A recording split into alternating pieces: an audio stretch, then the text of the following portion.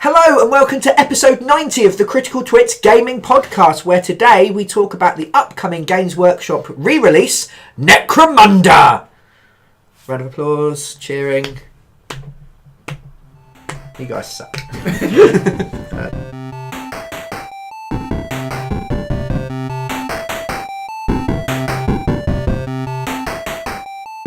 Hello and welcome to the Critical Twits. It's good to see you. How you been? I've been alright. Because I'm Brian. And I'm Aaron. I've been kind of better. You've been better. Nonchalantly better. Yeah. And today we are joined by friend of podcast, Rob. Say hello, Rob. Hello. It's been a while since you've been on, Rob. It has. What? GenLab? GenLab, yeah. We talked about GenLab. Episode 7, was it even 70-something or was it 60-something? It was at least 15 episodes ago. Probably a few more. So tell us everything you've done since then in the form of a haiku. Go. I slept and I can't remember since then. I slept and I can't remember. You've not got enough syllables, dude. Well, you need to give me more time to do my homework. The reason we have invited Rob onto the podcast is that Games Workshop are just about to re-release one of our favourite games from back when we were tiny little geeklings, Necromunda. Which is a game we played a long time ago together, actually, Rob. Yeah, although my last game was about 18 months ago. Yeah, so I wasn't that tiny a geekling. No. I'm not going to say you've fattened up in those 18 months, but it's true. Yeah. I can't fit down the tunnels anymore. No. Or the vents. The vents, no. No more infiltration for me. Oh. You've become just blatant these days. Yeah. You've lost your sneakiness. But gained sufficient girth. Good times. So the reason Rob's joined us is that Rob has remained far more active within the Necromunda community, as has kind of survived on scraps and bits of crumbs that have fallen off the table of Games Workshop. This metaphor isn't working. Well, I don't know. That's quite thematic. No, because they left us alone and we got on with it. Yeah. Oh, I suppose. Yeah. No outside interference. No. Yeah. Well, it's been 14 years since the last publication. When they did, I think it was called Necromunda Underhive. To me, it's always Necromunda Redux because that's what its working title was when they first mentioned it in White War. Yeah. It was Jarvis Johnson, and I can't quote the issue number. Go for it. It's not that big. So all of us have previously been Necromunda players. Mm-hmm. In fact, for me, Necromunda has a special spot in my heart because my very first copy of White Dwarf, when I was but 10 years old, was the Necromunda release White Dwarf. Issue 190, I can tell you that. Yeah. I had to look it up. It was my second. Yes, because Rob always has to be that little bit better than me. Because you're ever so slightly older and therefore statistically will die first. And I will dance upon your grave. But slowly, because you won't be that far behind him. That's a good point. I've duelled with swords. If I want you to die first, it's going to happen. It's got a bit aggressive, didn't it? That's because we're going to talk about Confrontation soon too. Yes. So Necromunda was my first real experience of Games Workshop, and for those who haven't listened to the podcast before, and especially if you haven't listened to our most popular ever podcast, the Why We Don't Games Workshop No More podcast, link to be found somewhere around about where you are if we remember. Yeah. Ping or spang or gnaps or some kind of noise. Gnaps is the backwards spang. Yeah, that's the sound of it more familiar. Disappearing. I've conveniently forgotten it. Yeah, it was my first thing. I then moved on to Warhammer 40k, then Warhammer, Moortime. I played a lot of Moortime. Lovely game. Bits and pieces of everything else, and eventually became a Games Workshop store manager. You may applaud now. Such heady heights. King of the geek. It's only envy on my part. I kept failing to get even a part-time job. Yeah. I probably shouldn't have told the guy that Scabby Hounds were a dumb idea. Should we give a little potted history of Necromunda, interrupting it for nostalgic anecdotes, and wistful staring into the distance? Yes. Cool. So, Necromunda then is a skirmish level game, so very small sized gangs rather than the giant armies that you would play Warhammer 40,000 with, or Warhammer, set in the Warhammer 40,000 world, on the world of Necromunda in one of the hives. Is it Hive Primus? Yes. Named after a really cool sort of groove metal rock band. Oh, okay. Who were known as Big Brown Beaver, which is one of my favourite songs. Yeah, it's really good. So in Big Brown Beaver world, there are these gangs of gangers. They're just rough bastards, really. It sort of sounds a little bit like an infection. They need to go get it checked. That's because I mentioned the beaver, isn't it? It's my fault. The outcasts and the downcasts. Yes. Of a semi-feudal mega corporation style setup. Yes, they were formed into gangs, loosely aligned into houses, and you would battle them on the tabletop and play a kind of campaign with them, where if you're lowly juve, like a juvenile... youth. Oh, youth! Hit the youth! That was Gorka Morka. Get it right. Oh yeah, it was youth. It was actually another youth, 2 years. wasn't We it? might get a re-release of that. Yeah, you play the campaign. This your lowly juvenile, your lowly juve would fight loads of battles, would get better at killing, might lose an eye, might die horribly in a fist fight, but could survive and become your gang leader and have amazing stats and amazing skills. And it kind of told a story. And that campaign system was for me was the really big thing that set Necromunda apart from the other games of its era. Yes. Because as what's made its popularity continue despite the fact there's been no support whatsoever. The other thing that made it stand out was the terrain. So Yes. you inside the box, I mean, the box weighed a ton. I mean, I was a tiny child, so everything weighed a ton back then, but I think it genuinely was quite It heavy. still weighs quite a ton. Yeah. More times slightly heavier. Yeah. I say still having both box sets because Yes. I'm that big a geek. That's why you're here, Rob! Exactly. It came with a load of plastic bulkheads that you attach to bits of card that would make a really cool 3D board. So you'd play on your usual Games Workshop style 4x4, but you would build up. You could have 2-3 foot high towers. It wasn't the Gantry's standard 4x4. walkways. Was wasn't- it not? No, because at that point 40k was played on 6x4 quite often. Because Oh, okay, yeah. when Second Ed 40k first started, 4x4 was quite a good area. But then they wanted you to have more and more shit. By the time you got 1500 points on the table, I physically couldn't put that many orcs onto a 4 foot wide table because that's what we had in the store. Yeah. So they expanded by that point to 6x4, which gave you a convenient space at the end of the table to keep the books. Yes. And your gang roster for noting down your injuries and all the rest. Yeah. Who shot who, because you might... Characters genuinely, and they were characters, not just models, Yeah. genuinely might end up hating each other and getting statistical bonuses for it. Yes, yeah, you can end up with sort of grudges. You could end up with your models getting captured by other gangs and you have to go and rescue them. Over and over again. It's mostly what I remember from my campaigns in Necromunda, to be honest. My last 3 games were rescue operations for my rat skins. Yeah. So, I just wanted my blind snake pouches back. as was kind of the trend at the time, Necromunda hung around for 18 months, 2 years, and then was superseded by the next specialist game. Tell me what it was, Rob, because I can't remember. The next specialist game was Gorka Morka, which was basically Necromunda outside with trucks and orcs. I quite liked Gorka Morka. I've got 2 sets of it. Necromunda hung around for a little bit and then disappeared. Was kept alive kind of through the catalogue orders. You could still order stuff. This was back in the day where you could order individual components from Games Workshop. God, I remember that. Days. Yeah. £1.75 a model or 3 for a £5. Yes. Yeah. And you would ring someone up. You would actually ring up a human being and say, I would like 47 Tyrannid Leg Cs, please. And then give them the handy 47-digit code. And then you get something completely different and then some free shit the next week when they actually got it right. Or you genuinely posted it in the mail to mail order. Yes. Yeah, you could mail in your mail order. I mean, that's mad, isn't it? I mean, you had carbon copy duplicate order forms that were sent out. Yeah.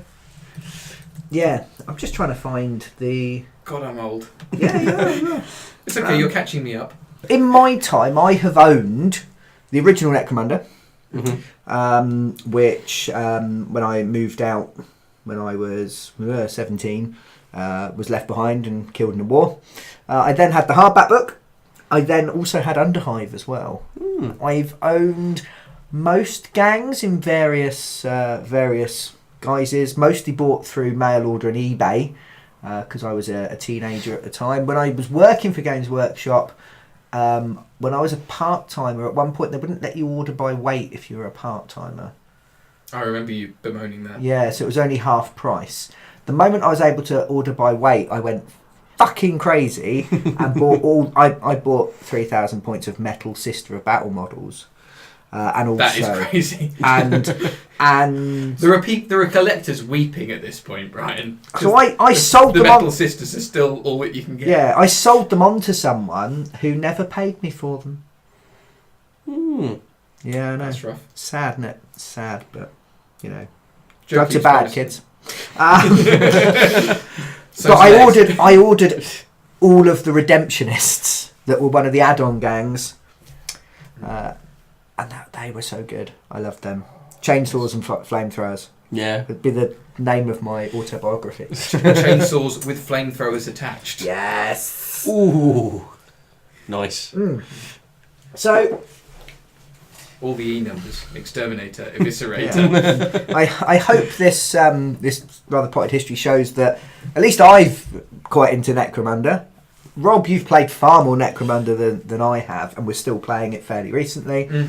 Aaron, what about you? I had the very first edition. Yep. I don't think I even ever saw any of the newer edition stuff. Yeah. Because by that point we just didn't have the money to be able to afford bits and pieces, so we stopped going to Games Workshop because it was expensive. Oh, dude. So missed was out it? on all that. I'm being sarcastic. Well, Just Workshop now. Workshop never changes. But yeah, no, I played that. I used to come back to it every couple of years, year really, and playing a little mini campaign a bit and stuff. Yeah, no, really used to what I had. I got really into. Yeah.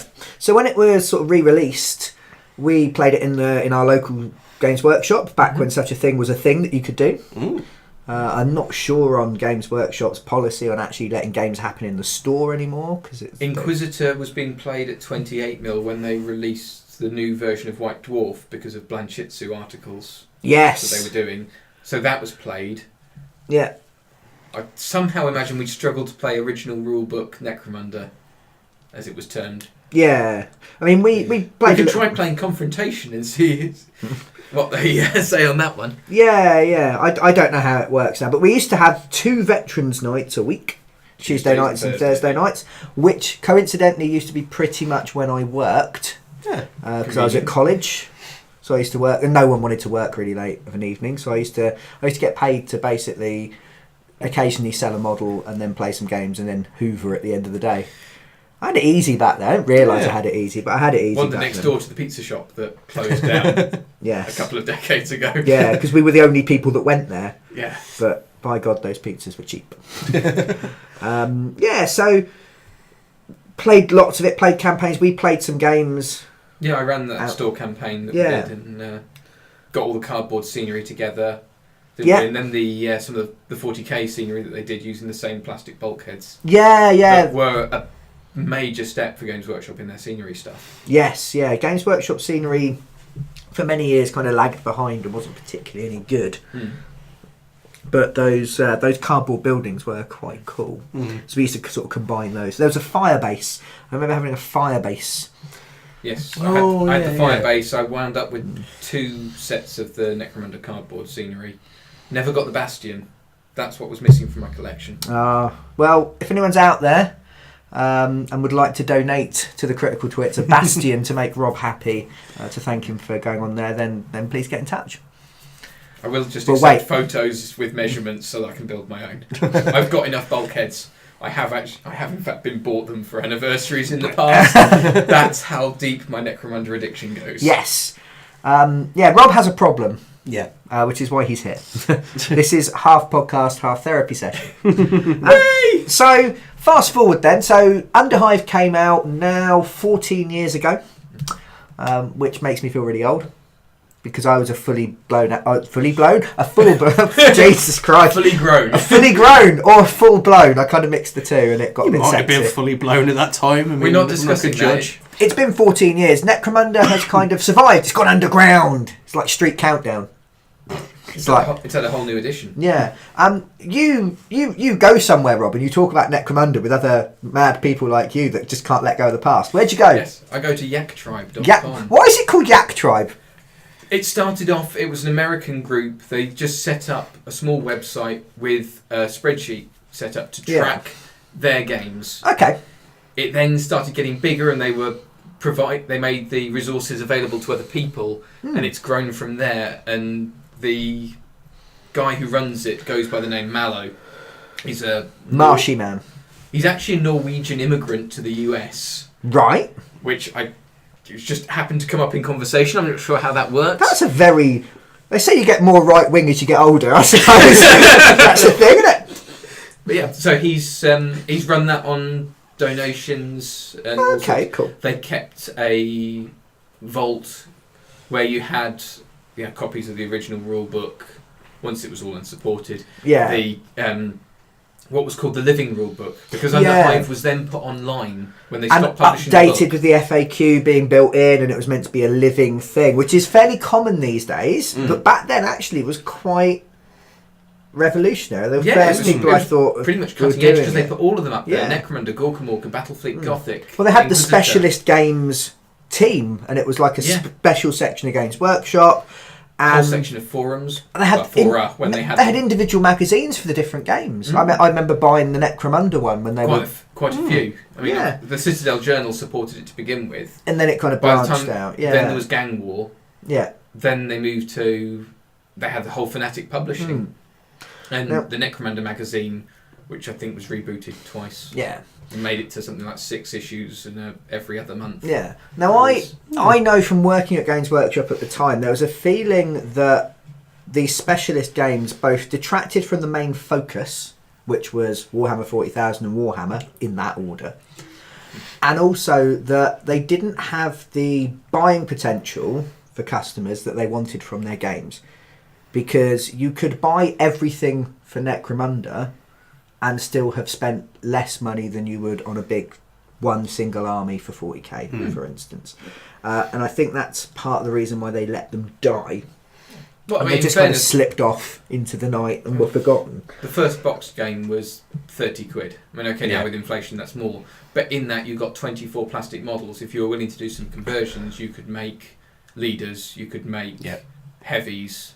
Yeah. You couldn't make Jews, but you could just, underarm them and discuss with your opponent and use them as counts as proxy, whatever you want to term it. Yes. So the outlay wasn't huge. That said, my last Cawdor gang that I bought, the original box, in the original box with the polystyrene packaging, 8 models, £45 on eBay. Yeah, so the models have become, there's kind of got a cult following, hasn't it? Yeah. And they are collected. Places like Yak Tribe. And hopefully you'll tell them all about this. Hi, Yak Tribe. I played a yak in a roleplay game with Rob that we talked about before. Which I ended up mentioning on Yak Tribe. After he got captured, I just wanted to make him into a cyber yak and put him up. Yeah, I miss my onto Yak Tribe. The dog wasn't as fun.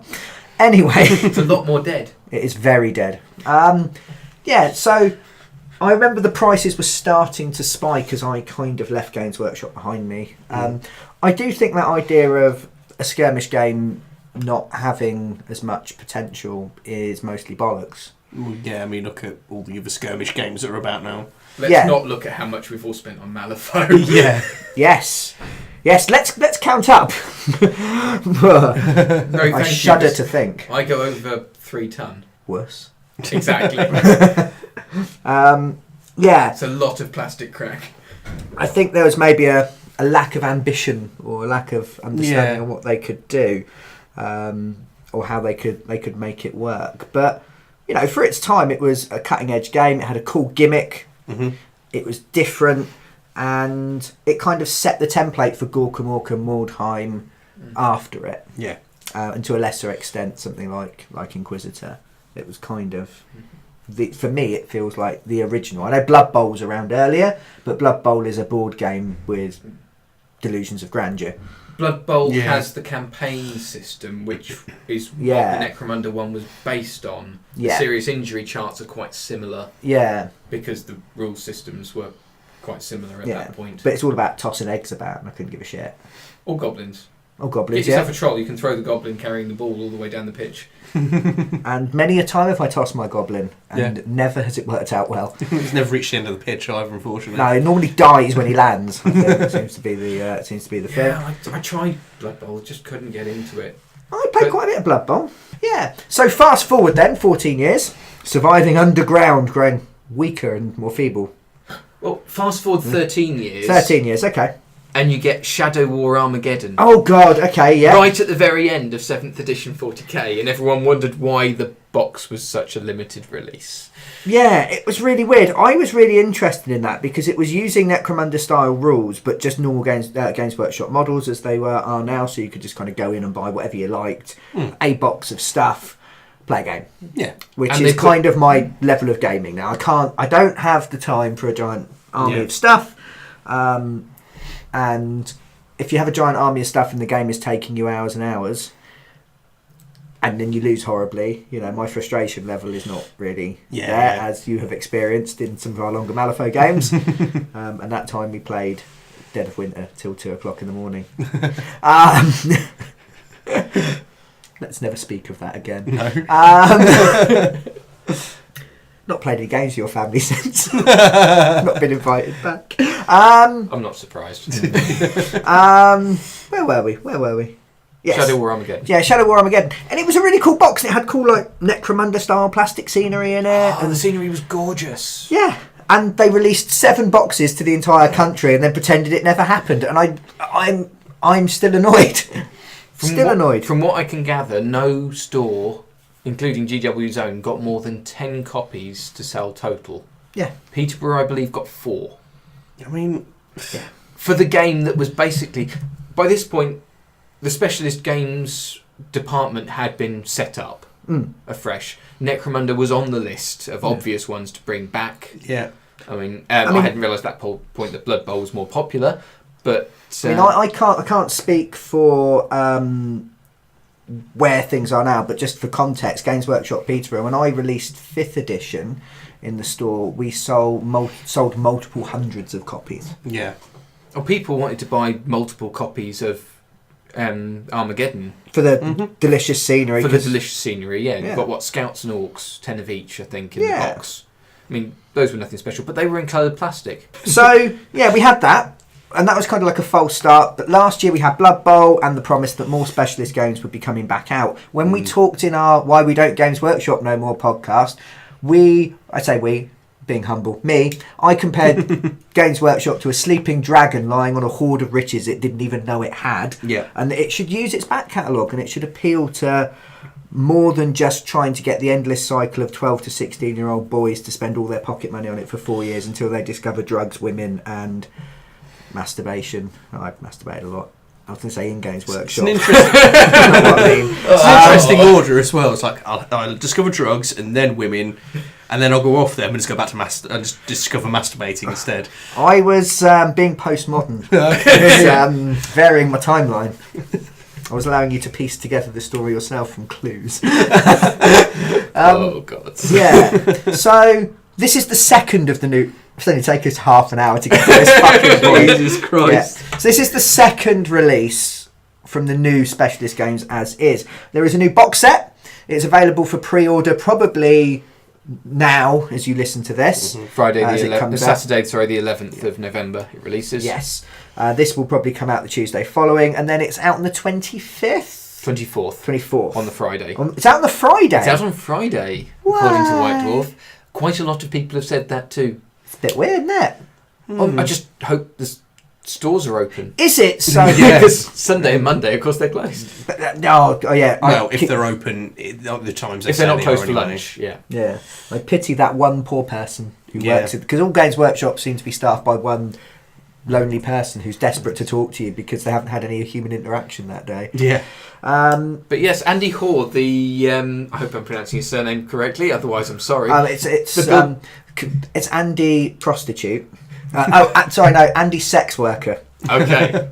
want to get that one right. Yeah. He is the Bilbo Baggins of Games Workshop. He has run into the Dragon's Hoard, grabbed some shinies, and made out. Excellent. Personally, I think he should have dropped Necromunda first, but never mind, it's here almost kind of now, and I want to be so excited. Yeah, I was really excited. As we mentioned, maybe if we didn't cut it, we weren't that excited about Blood Bowl. Yeah, so it's the second thing. There's a new box coming out. Yeah.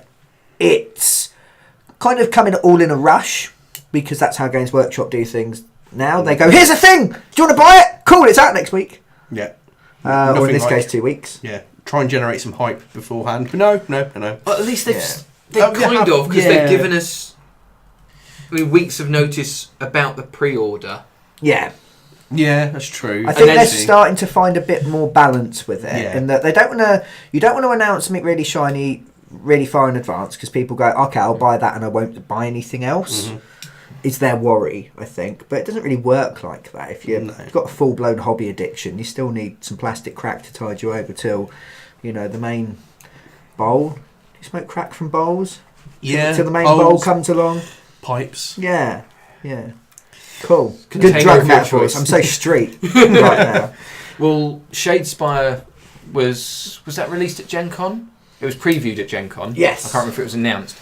Necromunda. The release date, in inverted commas, the pre-order date that was actually sort of made public, that was first declared at Essen, or Spiele Essen, the German games convention. The one we keep getting invited to, Aaron. I know. But we can't go because we don't have any money. So if you'd like to send us some money, that would be amazing. So, the new box set then. The old Necromunda box set came with 2 gangs. Goliaths and Orlocks. Goliaths being big, muscle-bound, BDSM, Mohican punk men with big muscles. Mm. And the Orlocks being some kind of Hispanic bunch of people with fancy bandanas. Pretty much. Yeah. The generic biker gang sans motorcycles. Yes, with groin sashes, because Games Workshop went through about a 15-year period where if they sculpted a man's package, someone would die. So everybody had a loincloth thing that dangled down. Mordheim was the rebirth of the crotch. Yes. And even then they were medieval posing pouches. I did used to feel a little bit funny when I was a teenager painting someone's groin. It was a bit... Ooh, tickling it with the brush. Now, the new box set, first of all, then we're going to sort of talk our way through what's in the new box and what we know of the rules and what we watched earlier today on the TV, on Twitch. When it worked. It worked for me, fine. Yeah, it wouldn't work for me. Yeah, that's because you don't do technology. No, apparently not. My man cave is just technologically impaired. So the first thing I saw of the new Necromunda was probably about 6 months ago when they said, we're going to do Necromunda, here's some Goliaths. That looked bigger, meatier, and had like industrial machinery, rather than just the guns that you would expect carted straight across from 40k. You've got weird like bone saw type devices and rivet guns and all sorts of stuff. And that was the first one I saw, the rivet gun on John Blanche's Instagram, I think it was, that when I actually saw the image. Hang on, because I know you got WhatsApp before me. Yeah. Are you on Instagram as well and I'm not? God's no. Okay, that's fine. But you're renowned for your Luddite ways, and if you were beating me at the internet, I might have to cry. That was the first thing I saw. Got me very excited, really, really interested. Kept checking out, seeing what's happening. Don't really follow Games Workshop. So, but yeah, got really excited. They then announced that the other gang would not be the Orlocks. Oh, they're changing things now, Aaron. How do you feel? Yeah. But they're going to put in Escher gangers. Yay! Yeah, my 2 favourite gangs. Yes. Goliath and Escher were all I ran for the first few years. Yes. I wanted all my close combat stuff. I had an Escher gang in our big store campaign. It was my favourite gang I ever played. Had lots of stories. I do remember turning around. I'm not very good at converting models. Mm-hmm. Oh, I know this. And I was really, really proud. I'd got a heavy with a heavy stubber. Yep. And I'd modelled a lasgun that I'd taken from I think it was a Cadian lasgun, and I put it on her backpack. And I did a couple of little changes, and I turned round to my mate Tom, who I worked with at the time, and I went, "The Escher are all women, by the way." It helps this story. So this very large rather butcher lady, Yeah. with her big muscles and her giant gun. Yeah. And I was like, this model's almost finished. The only thing I need to do is to model a strap on. And what I meant was a strap for her backup gun. However, all the teenagers that were there in the store at the time fell off the painting table. Yeah, I nearly killed someone that day. Yeah. Including myself, but I actually couldn't breathe, laughing at myself. Maybe you had to be there, I don't know. But I like their aesthetic. Again, they're slightly sort of punk. They're a little bit Mad Maxy, kind of. Yes, Yeah. with the big. I'm talking original Mad Max 1 and 2, not Yeah. current Mad Max, which is a little bit. I'd say more sort of 2 and 3. Yeah. Beyond Thunderdome, well, I'm biased. Oh, like my favourite. Tina That's the big Turner. market. Yeah. Tina Turner in that could be an Escher ganger. The big hair, the thigh high boots. They did have leggings on underneath. I mean, it wasn't quite as cheesecake as they were accused of being at the time. I mean, some of the nicest models that they made for a long time, in terms of proportions, they were lovely models. Yeah. The Goliaths, their heads were quite pinny compared to their shoulders. You know, you could fit 2 heads onto each shoulder. In addition, if you wanted a 5-headed Goliath, it would have fitted. But the Escher, their feet weren't oversized. Their hands were the right size for the body as well. Jess Goodwin did amazing stuff with those. Yeah. So they were really, really nice. And again, they're announced as the second gang in the box. Look really, really good. They've got some of the same aesthetic, but they're plastic models now. The Escher gangers were never available in plastic before. No, only the Goliaths and the Orlocks in dual pose. Yeah. And that was one of the things I was really excited about, because in Necromunda, because your gangers develop, there is lots of opportunity for you to create unique models. And plastic is much easier to work with than metal. You can take bits from different kits and kit bash and get things going differently. Yeah. And, having your own Escher model with a really weird gun that they can only get because you rolled 6 on the trading chart or something, and then making it and it being really cool. Yeah. Or putting an eye patch on that model that lost an eye but still has ballistic skill 7, because fuck knows why not. 6. 6 was max stats. I was hyperbole, exaggeration for comic effect. Pedant. He said, pointing to himself. For comic effect. Arts graduate, okay. I can't help but feel I win that one without a degree. But it doesn't really, as long as that's how you feel, then you can have a certificate too. I played Goliath. I was used to losing. Yeah, so that was really exciting. So I was really looking forward to this new box. Yeah. Anyone else? Yeah, definitely. Yes. Yeah. Yeah, 1,000 times yes. Yeah. This felt like it was going to be maybe the spark that reignited my love of Games Workshop, potentially. Yeah. I think for a lot of people looking around the internet, it has been this is coming out, this is coming out. Even the people that play, that have gone from Necromunda and gone back in time to Confrontation, which was never actually released, but was the first iteration back in 1990 and 1991. They got as far as cover art being produced. I think 6 articles in White Dwarf. Yeah. Finishing up in about issue 138. I have researched that. It's not just memory. I didn't start collecting until issue 187. I wouldn't put it past you to have very accurate memories of things that were before your time anyway. Yeah, okay with that. Because pedant. Because internet. Yeah. So, that was good, right? Yeah. So fast. I was worried about the price. I remember us discussing what we thought the price would be. Yeah. Ahead. Well, we didn't really know what else would be in the box. We were thinking 2 gangs of plastic models. And, I mean, it's obviously going to cost more than like the 30-40 quid it did before. Yeah. Scenery. It's a given. Necromunda needs scenery. Yeah, so original... It was all about the multiple levels. Yes. There's nothing quite like sniping a heavy that's killed half your gang because it stood on the top of a giant tower and can see the entire battlefield with its 48-inch range, and then sneaking up behind it and shooting it and knocking it off and it plummeting 15 stories to its death.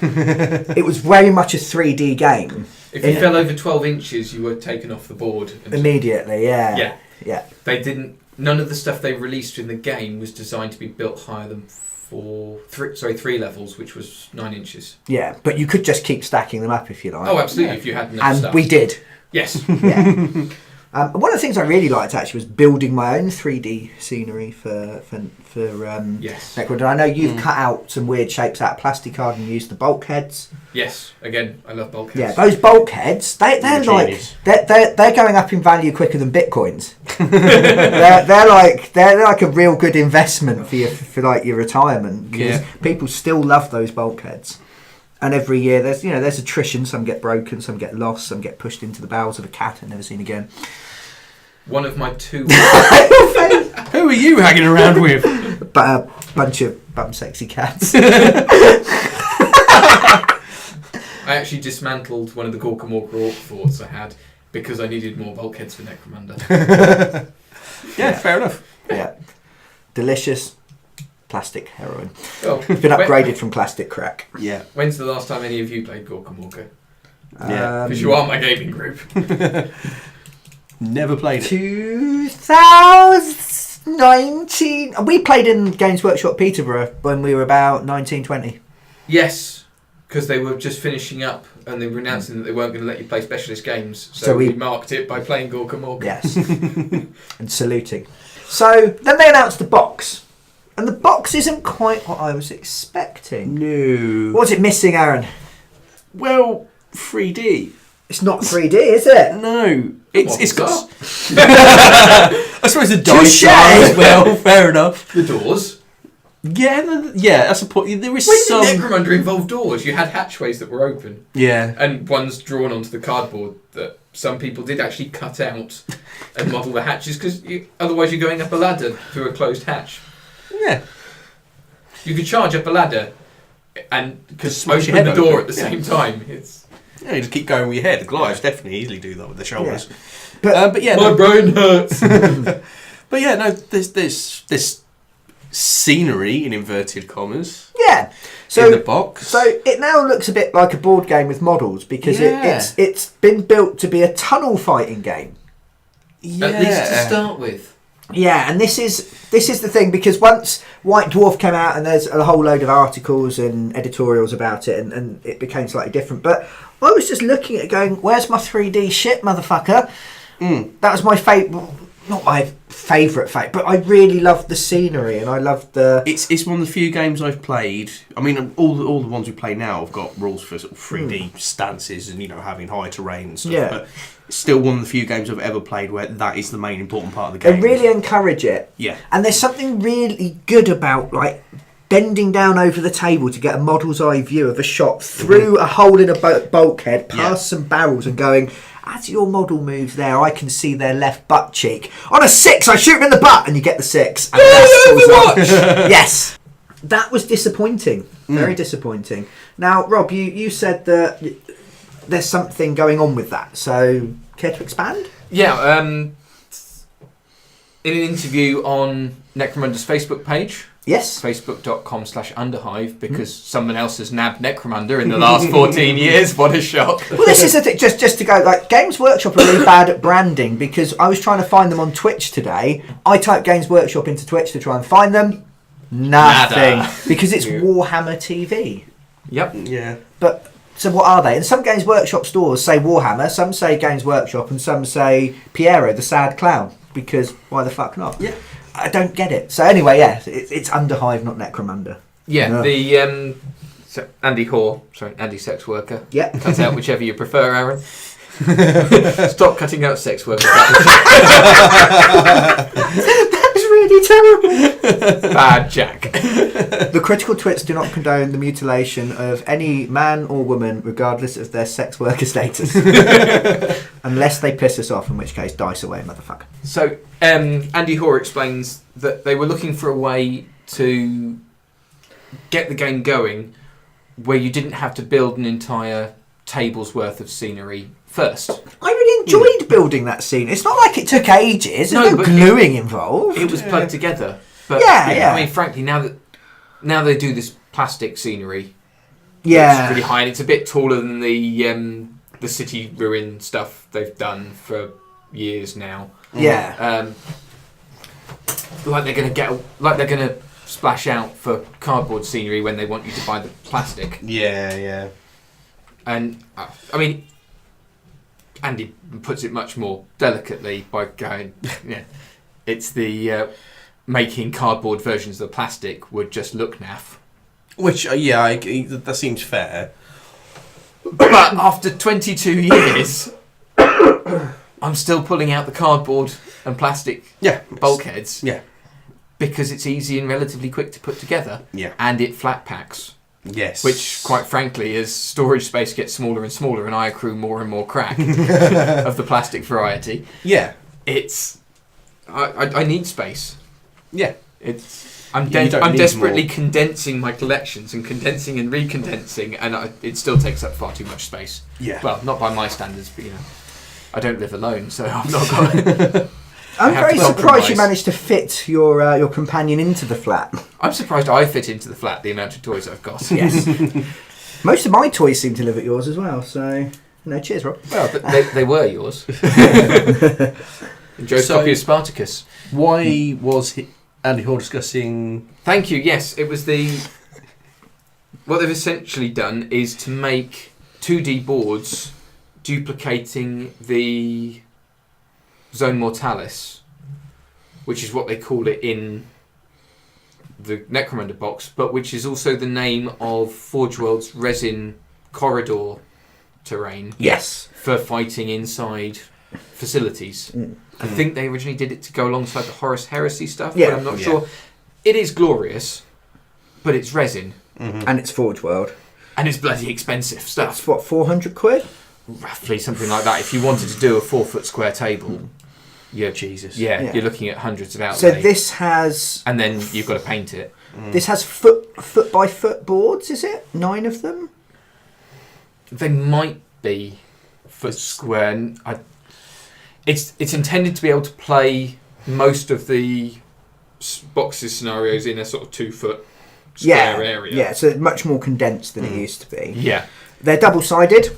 They tend to have a kind of very industrial bit and then a kind of ruined and broken bit. One side is safe, so it's just standard corridors. I mean, safe, you can get cut in half by a bulkhead door in this game. Yeah.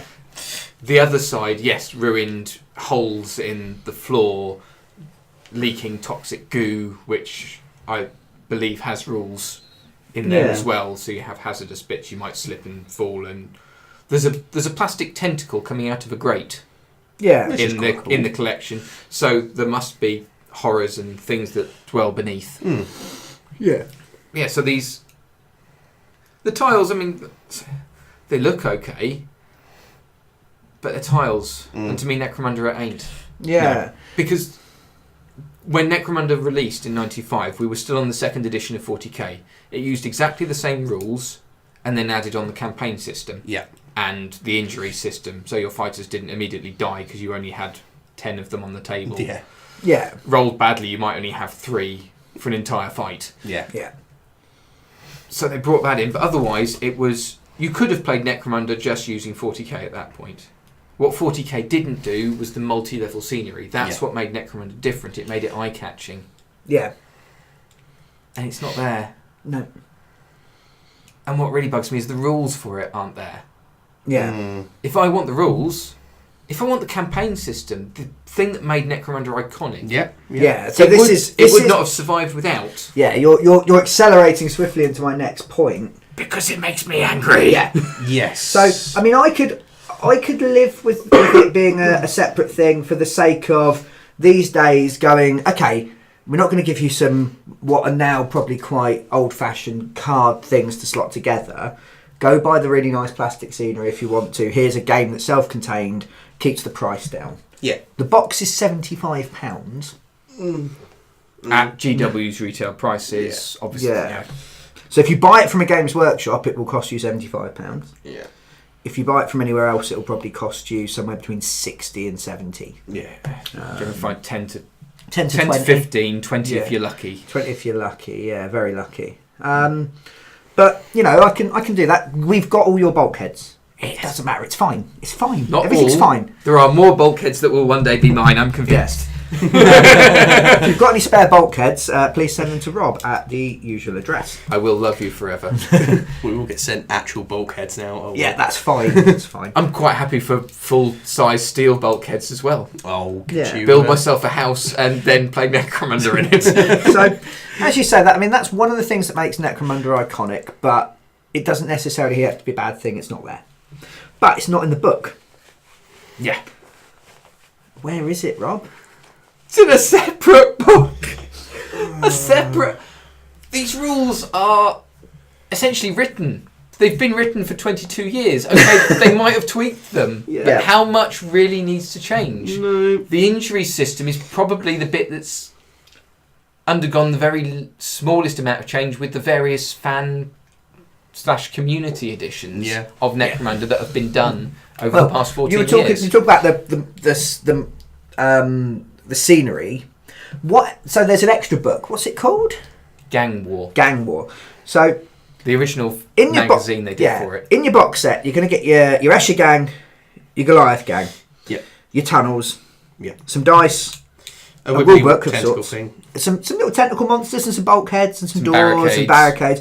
It's okay. It's a set. It's fine. What you don't get then is the campaign rules, the injury rules. And the rules for any of the other gangs? Or the Juves. Or the specialists. Which we think are the old heavies, the people that carried the heavy weapons. So the heavy weapon guys or girls have turned into specialists and champions. Yeah. I mean, obviously, a tunnel fight, you don't need a heavy stubber with a 40-inch range. No. You certainly don't need a heavy plasma gun with a 72-inch range. Yeah. God bless it, I loved firing that off. Had an Escher heavy with sprint. So she'd fire off at maximum power. It takes a turn to recharge, so she'd sprint to a new location, sniping off.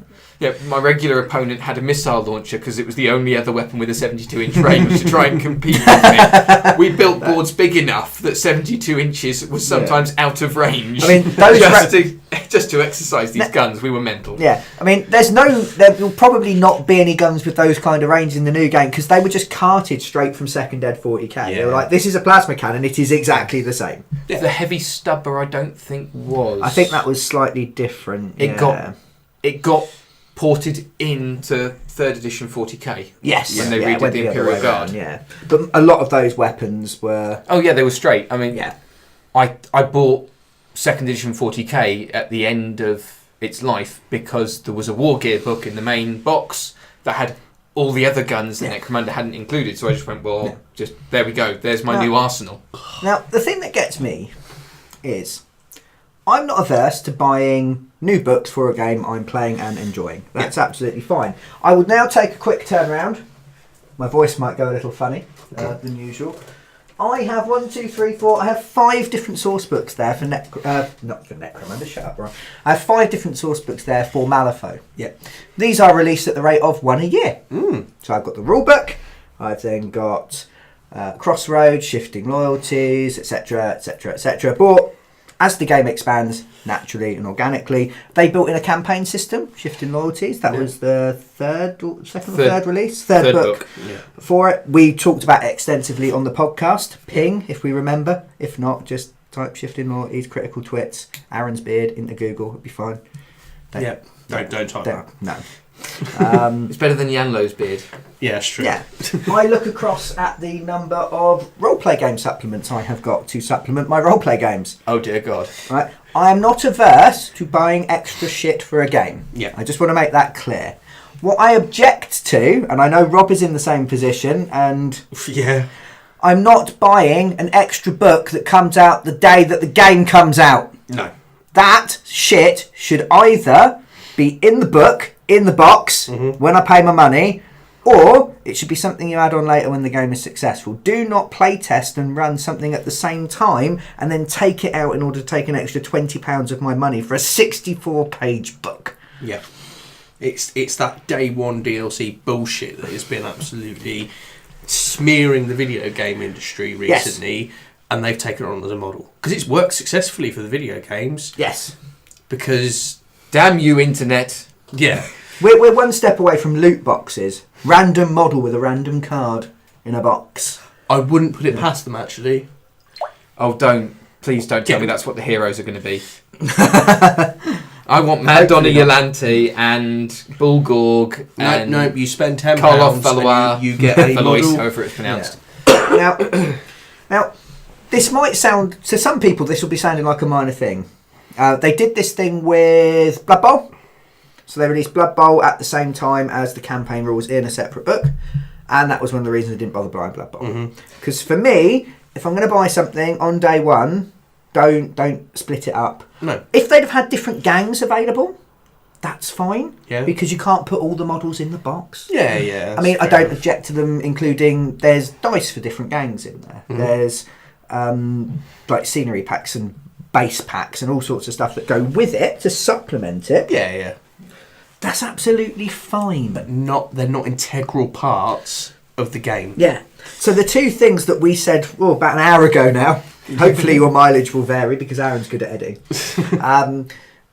were that really made Necromunda stand out were the campaign system and the 3D nature of the game, neither of which are in this new box. At which point it becomes, what is this Necromunda, what I am buying, and why should I care? Yeah. It's not.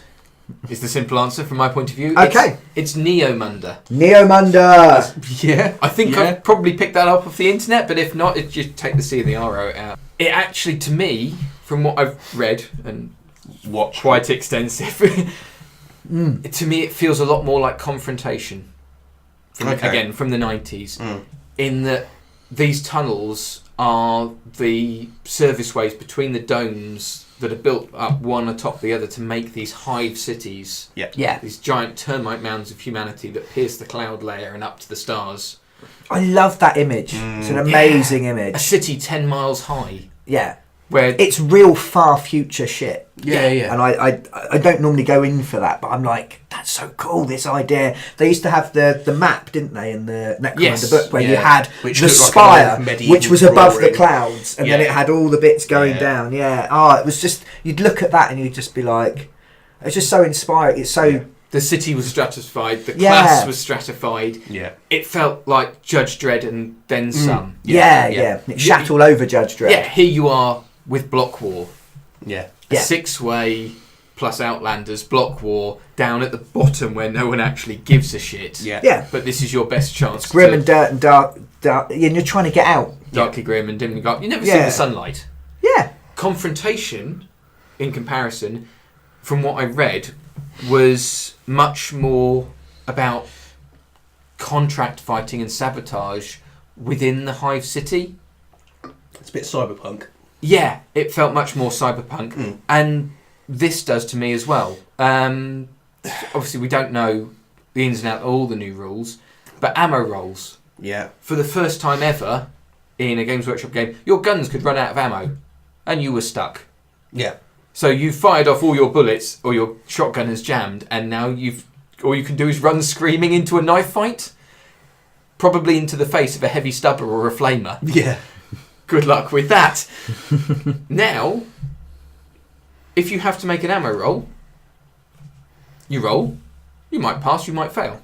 Yeah. D6 base, score depends on how reliable the weapon is. If you fail, you can do it again. And again and again and again if you want to. So you sort of patting your pockets down looking for a bullet. Getting a clip, whether I don't know, whether the pouch is stuck closed or you're fumbling with the buckle in a panic or something. Who knows? Done a lot of that recently. But you've... Too much sharing. But you've got the ammo is obviously there. Yeah. It's just how long it takes you to get it.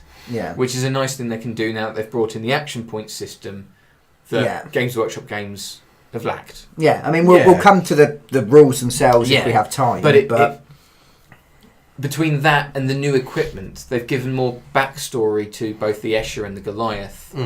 They're now wearing armour, which was virtually unseen in the original game. And I suppose the tunnels are fairly open, so having armour is kind of a necessity. But now the Goliaths are great hulking brutes with steel plate strapped to their chests. Yeah. They can't be bothered with their backs. No. They're just more orky than ever before.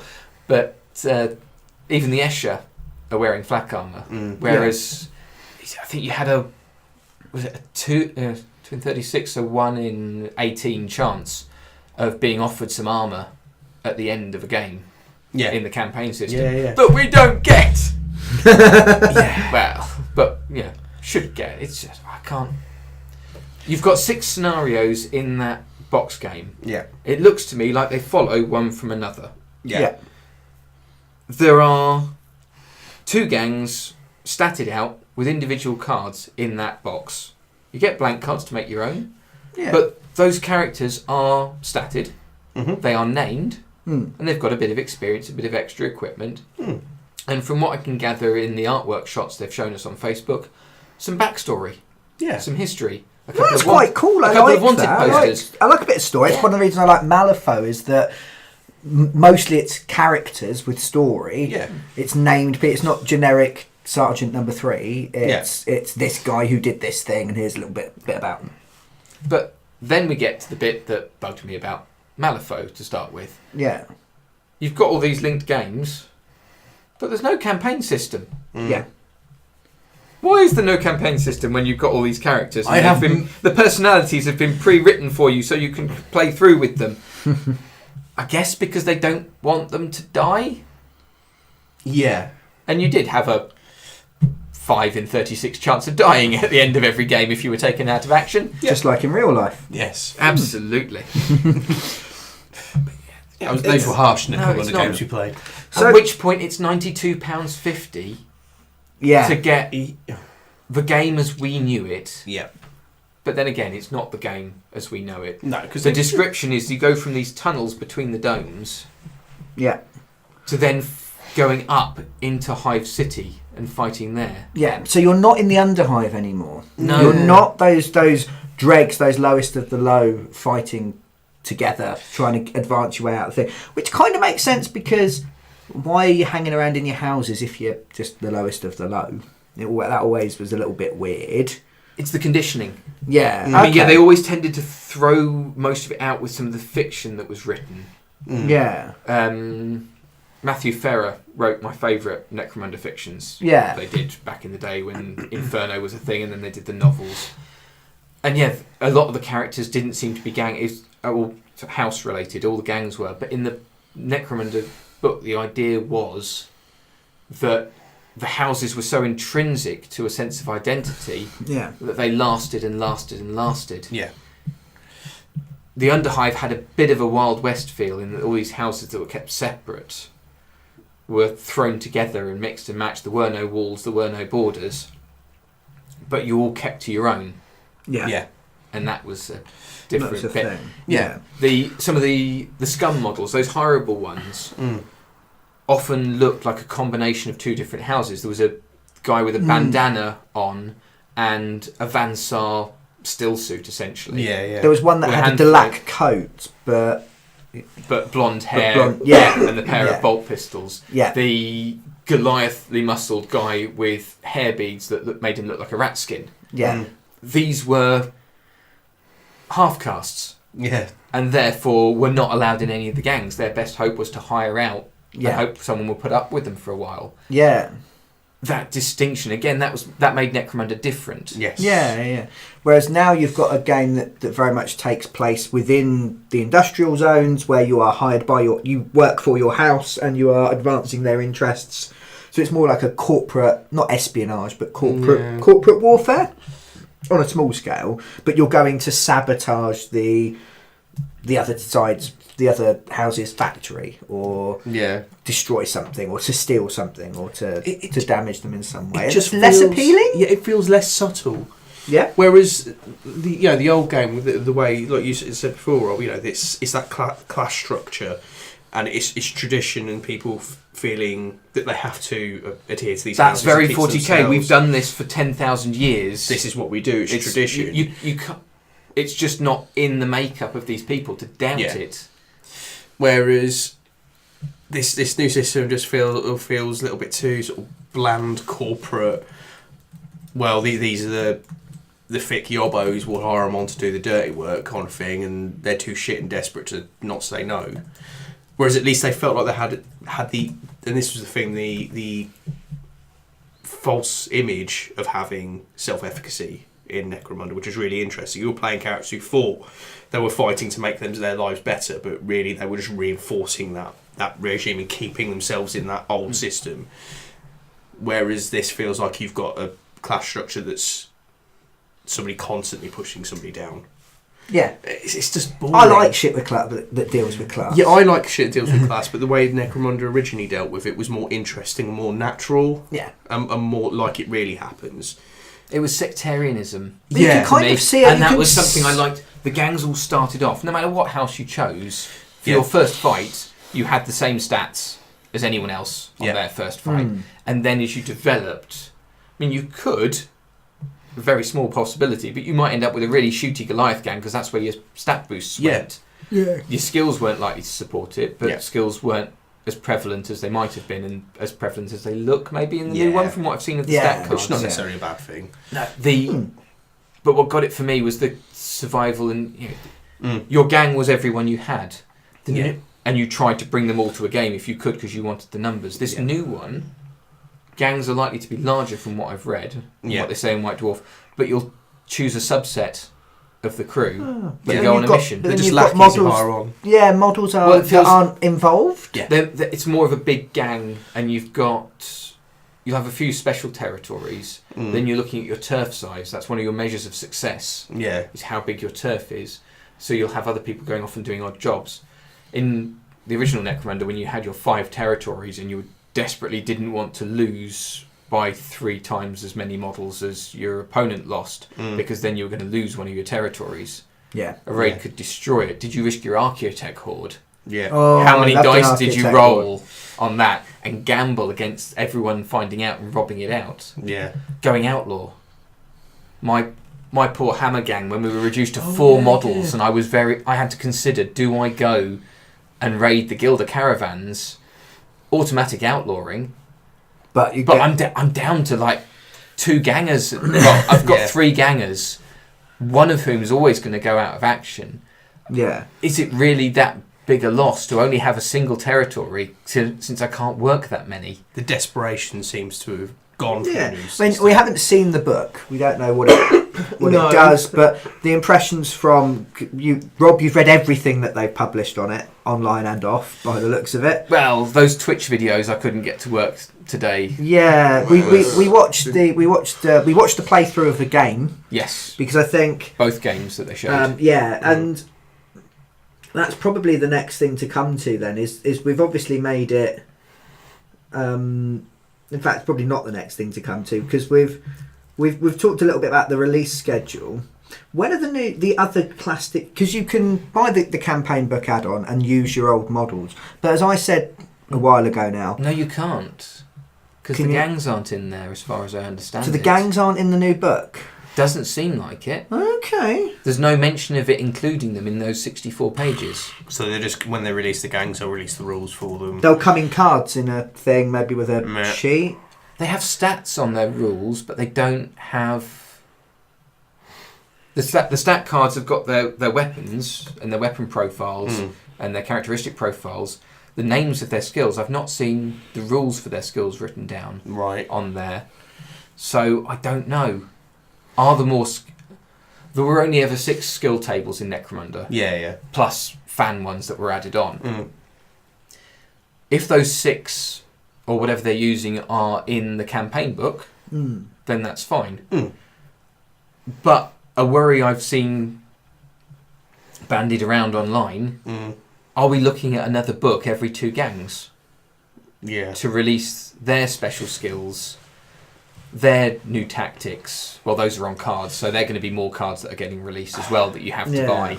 Along probably looking at the way they're doing Shadespire in the same way that Fantasy Flight have done X-Wing. There are the new Shadespire gangs, essentially what they are, come with cards. Some of those cards are specific to that faction. You can only field them for that faction. However, there are quite a lot of new cards that are usable by anyone. But the only way to get them is to buy that box. Yeah. Whether you want those 5 Skaven or those 6 Skeletons or not. You're going to have to buy them and then try and flog the models and fill while keeping the cards for yourself. We're just having a little... If anyone wants to sell the Shadespire skeleton models, give me a buzz. I'd be quite happy. The models are gorgeous. I've got no interest in playing a game where I've got to buy in all the time to keep current. Yeah. That's why I don't net run with you guys so much. Yeah, I have my base set. That does me. Yeah, I don't have a base set because it's going to cycle out. I've got some random crap you can have. So I don't play enough to be worth it. But again, the idea that I'm going to have to buy tactics card, I'm going to have to buy a box. If they start putting them in the box with the models, oh no, that's just either. At the minute, they're £8 a card set for the for the Escher and the Goliath ones. Yeah. The just having a quick look through, they're reckoning on the Necromunda page. The Underhive one, there are 8 different skill sets, with each gang having a different set of primary and secondary skills. Okay. So it does seem to new include since them all. yesterday. Yeah, that came very late yesterday. So that doesn't inherently say, these skill tables fit with this gang. They could just put 8 tables in there and tell you nothing about them until they bring the gang out, potentially. And you could probably figure it out, but... I mean, I hope they don't do that, because that'll break the game. How are you supposed to choose a faction if that's what they're going to do? You can't really sort of get invested in a system where you go, cool, well, I don't really like the Eschers or the Goliaths, but I'll play it because it's what's out at the moment. Yeah. I mean, if you want a rule book, you're going to need to buy that box set. Yeah. It's £75 even if you want to play Galak forever. Yeah. Because, you're bored and got sunglasses. There is no way of working the system so that you can go, this is what I want out of it. Yeah. And normally the way for you splitting these things up is so, some of your audience is only going to want this and some of your audience is probably only going to want that. And then there's going to be a few people that want both. Yeah. So you split it up so they can have the choice. You know what, actually, if they did sell the rule book, the base rule book, from the box game separately, I'd buy that in Gang War. Without hesitation. Yeah, no, that'd be... I think that'd be reasonable because you could see where they were going for with that. There wouldn't be such a hideous monetary cost involved with just seeing what the system's like. Yeah. Well, I know my models are very different, but I've got Goliath models, I've got Escher models. I mean, the only thing I'm lacking are Redemptionists and Delac. I don't have enough Spirers for a full set. But I've got virtually every... You need 3 for a gang. Oh, a full set of 4. For Spirers, at least in the old system, you wanted 5. So you'd have one of each, and then a single doubled up made your points, unless you wanted to buy extra experience in with them. Or Pyro Bounty. The Spirals weren't what I was in it for. I was in it for the desperate gang fighters, not so the I quite lords like and ladies. I like the idea of them. I think it's quite cool to have them, the lords and ladies, come and just like murdering a bunch of peasants and then the fact laughing and buggering off. The fact they were horror stories and things to scare kids with in the rule book, and then Outlanders came to expand it, and they put them in, and you could field them, and they were scary. Yeah, but also then you find out what they really are. Well, there were rumours of what they were, and the idea was that the Downhivers knew what they were, but it's still. I mean, the little links and the knowing jokes. Their suits were made by aliens. I mean, that's heresy right there. But the fact the Spire houses could afford to bring that in. And to risk it. Turns out it was Tau Tech. Yeah. Or Tau, as they are now, because they've got an extra glottal stop. Yeah. And they're from Essex. No, I didn't. But when they actually produced the Tau in 2000? Well, in the mid-2000s, wasn't it, that the Tau was released? Early 2000s, my mistake. In the back, they had a glossary of Tau words, and they linked those to the Spira suits in Necromunda that wasn't around at that point. Yeah. There's some good stuff there. Yeah. There was that connectivity. Yeah. So if these gangs are in the box set, in the campaign book, then you can use your old models if you like. But as we say, if you've not got them, I would imagine that the prices would go up from this point. Mm-hmm. Or do you think the fact that new stuff is coming out, they're now no longer as... Because people could just wait for the new stuff and pay retail? I'm quite impressed, I have to say, with GW. I expected the individual boxes of gang models to be upwards of 30, maybe even 35. Yeah, because you don't we sell talked that about many this earlier, units of them. And they're only so useful if you want to throw them into 40k. Yeah. Well, they're pitching them as ways of converting or using them in 40k. Yeah, for cultists on the and page, conscripts. Yeah, they're talking about making Chaos Cultists or Astra Militarum models. Like explicitly with a link to like go do this with them. Which is fine. It's cool. It's cool. That's what I'd use the Goliath models for. I mean, having them being... I mean, they're on 32mm bases, whereas the Escher are still on 25. Yeah. So there's a huge size difference. And they've made them as big as Space Marine models, from what I can tell. I mean, their stance is a lot wider. But the fluff now, because they've expanded the fluff. It's been a while since I've expanded the fluff. They've fluffed the fluff, and so they've added detail to the backgrounds, as well as changing the kit. There's more detail. I wonder if part of it with the gangs is that, with the other gangs, is they haven't finished settling on it. Yeah. More likely, the models aren't quite ready. They're not finished rendering yet. But supposedly, the first of the extra gangs will be out in early 2018. Yeah, is what's been said. So that's, for me, that's the first 3 months. Yeah.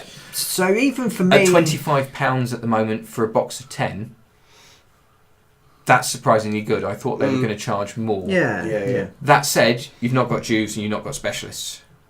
You've got your gang leader, you've got your champions. But the rules for those are in the box set. They're in the gang war book. I keep doing this. And then you're going to need a second set of boxes, unless the Juves aren't actually much different. And you just say that this one's a Juve, or whatever. However, and people used to paint the names onto the bases. Yeah. That was a classic. That was something that you didn't see in other games. Yeah, because you want to know who was who. Yeah, it was important. Yeah, so it just I wouldn't want to, even if we bought it and got the campaign book, I wouldn't want to play a campaign where everyone's Goliaths or Escher, because that would be quite dull. Yeah. You'd want sometimes having the same gang as someone else is fine, but you want a bit of variety to what you're doing. Escher and Goliaths are a classic fight. There's chalk and cheese, aren't they? It's big, strong and slow versus quick and agile. Quick, agile, but doesn't hit as hard. Yeah. Well, I don't know about that, looking at some of the things with the Escher. But in terms of sort of brute strength. And that they've been feuding for generations, probably thousands of years. Yeah. You've got them so Escher and Goliath. Yeah, I mean, the Orlocks were always really bland. Delac and Orlock. Orlocks were kind of your baseline, and I think they suffered for it. Yeah, they were just kind of guys with headbands. But and they're developing that now. They're developing all of them, trying to give them reasons for why the Vansars wear the bodysuits when no one else bothers, and things like that, which is interesting.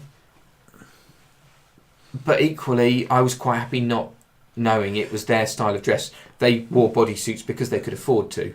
Yeah, because they were rich. The feel. They were the richest house ordinary in the Hive City, which is why they could afford to look after their people. Which is why they had loads of access to plasma weapons and energy weapons and the more expensive gear and things like that. So. And even the models came down to it was easier to get a plasma heavy with Vansar and Escher. I don't think anyone else actually had a model. Don't think so. No. The Urloc's got the only flamer. So for me, even if the rules are there, I was quite excited to have the plastic models to do the conversions, to make the things and to do it. So I wouldn't want to just buy some of the old metal ones and play. I kind of like, if it's new, I want to do it new. Yeah, and there is difference. I mean, the old Goliaths aren't armoured, as I said before. The new ones are, and it's part of their rules. Yeah, and there's no rivet gun. You could get a heavy stubber and say that's his rivet gun for now, and that'd be fine and okay. But I wouldn't want to spend time building it, painting it, making it look pretty, because I'd want to change the proper one. Yeah. I'd happily put a rivet gun in and count it as a heavy stubber. Yeah. Because it's effectively a machine gun, maybe with a shorter range. Actually, you could use it as a flamer. I mean, people got really excited back when the Genestealer Cultists were released, because they had a web gun in the box set as a special weapon option. Yeah. Then I looked through and discussed this on Yak Tribe when it all came up. There was no web gun. in 2nd edition 40k. You had a pistol version or you had a heavy version, which was move or fire. Yeah. But there was never any sort of rifle-sized one. Yeah. So then there was speculation and people were coming up with rules and the ideas, and obviously those models were lovely for converting. Yeah. So lots of Van Sars made out of them and bits and pieces. But yeah, these new models, the rules kind of require the new models. Yeah. Yeah, yeah. So if I got the Escher, I'd cut all the feet off and remodel them, but that's me. So very quickly, because we're going to run out of time, what do we think of the new rules from what we saw? So we watched the Twitch stream of 2 games. I have to say, and this is a risky manoeuvre to undertake on the internet, because I wasn't really impressed with the marketing and the way the Twitch stream ran. No. We also watched the they've done a series of videos, and the trailer video for Necromunda is hilarious, and not deliberately so. It's got Cockney kind of... I can't even do it. No, because you're not somebody who's well educated and posh trying to do a poor person's accent, innit? Yeah. I found that really offensive. We're going to stab them up, aren't we, Governor? Speaking as someone with good elocution, or I like to think so, I'm not posh. You don't have to be posh to be able to speak proper. Rob, what was the title that your great cousin had? Is it your great cousin? No. Is it your grandparents? You've got someone who's like landed gentry in your family. Just this might not survive. Probably supposedly back in the 11th century. Oh, okay, I thought, but isn't there a stately home somewhere? It was the top end of the Northern Line in London, but okay, that got sold for flats. Okay, but I still sometimes feel like you're posher than I am. Yeah, but we went to the same school. Yeah, I didn't get to play on the tennis court. I went a lot less than you. But that's okay, you were smaller, you needed less education. Well, that's a good point. My brain filled up a lot quicker. Mostly with Final Fantasy Games Workshop stuff. It's got space for these days. But yeah, they hired some RADA graduate to pretend to be from Brixton. If they even hired somebody, to just get somebody in the office. Because you can hear her accent break and her proper elocution coming through. And it's so cringy. Yeah. It's awful. You've got those flavourful bits. Yeah. Where it's all the talking rough and whatnot in it. And then you've got the rules explanations where the T comes back into every word. Yeah. Priority. Yeah. Not priority. Yeah. Because that's really hard to say. Priority. Yeah. Because it's not really the kind of word you'd say.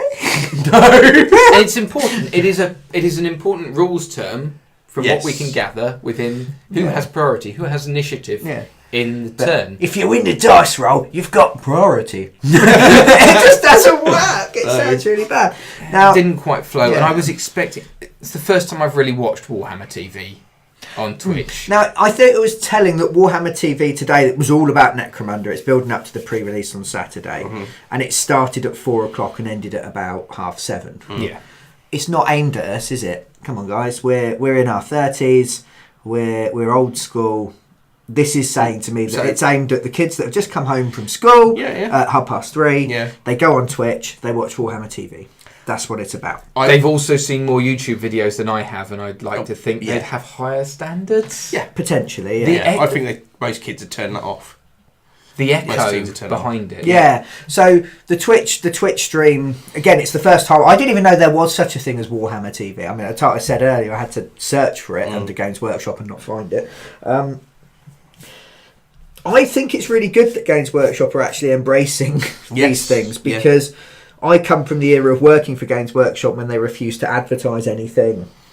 When they dropped the Specialist Games website entirely. It was all just word of mouth and hoping that someone walked into your store. Yeah. I think it's good that they're engaging. I think it's good that they're doing it, and I'd like to see the other companies that I actually do buy stuff from doing a bit more of that. Yeah. So, if you work for Weird, if you'd like to hire some British people to add a bit of class to your online presence, hit us up. We can also do voice acting.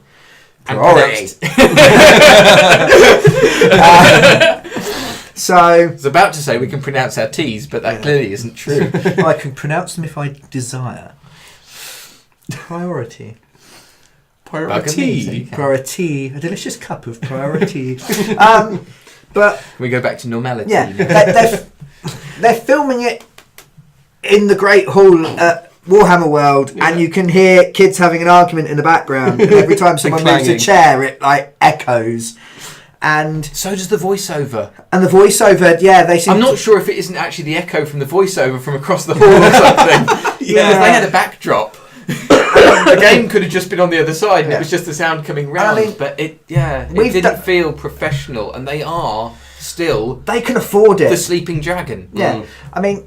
Like, this is a bit rough and ready. We're kind of like a punk DIY, underground. And we don't make any money from this, so suck it up and deal with the quality. We're the first Nirvana album of gaming podcasts. Yeah, we are. They should be like... Smells like Teen Spirit. Wrong album! Don't make me bleach your mouth. Yes! Nirvana puns! I do plan on ruining our first ever live show if we ever do one. Yeah? Yeah. How's that then? Well done, you've succeeded. Ruining our first live show. Ruining? Just by mispronouncing everything like I normally do, Yeah, it's good. Yeah, there's no retakes. I'm going to really struggle because quite often I'll say a sentence that makes no sense and then go, I'll just do that one again. Can't do that live. I stuff marshmallows in my mouth. Oh, God. It's like a sex thing. Why would I do that? I'm more worried about Colin. No, Colin's not allowed to play. No, he can't. We'll stuff marshmallows in him. Colin's going to come back for Twits After Dark when we launch the Patreon. It's also but it felt really rough and ready. And for something that's supposed to be promoting a big new release. How much money have Games Workshop got? I dread to think. Enough to keep stores open when every other company is closing stores around the country. Yeah. They've got plenty. And they've cut it down massively. But they have, you said you watched a video from Beasts of War playing it. They walked up to a demo table and had a go. Yeah. And they had their tripod stand. I mean, they are professionals and they do wonderful videos. Yes. Yeah. I mean, this is not to dismiss them as... we dream to aspire to. Yeah.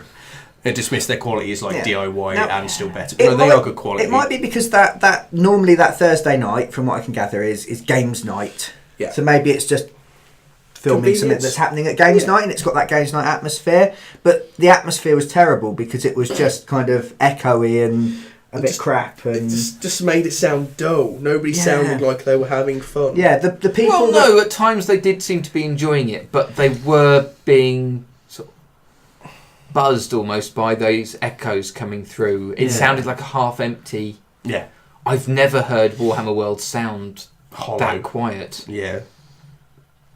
Yeah, I mean, I have. Yeah, but I used to spend loads of time there when I was a manager, didn't you know? See, I just went for gaming and then bumped into people I hadn't seen for years. Yeah, it's quite weird. What are you doing playing Inquisitor? Have you not got that I'm way behind the times? Come on! I live in a cave with my old things. Don't like change. Give me back my N64. Oh, that little joystick that never survived. All 4 of my controllers are fine. Maybe I won't let you play. You're only supposed to use no Mario Kart for you. Hand. You know, I've been getting a bit rough recently. That could have been Meteor.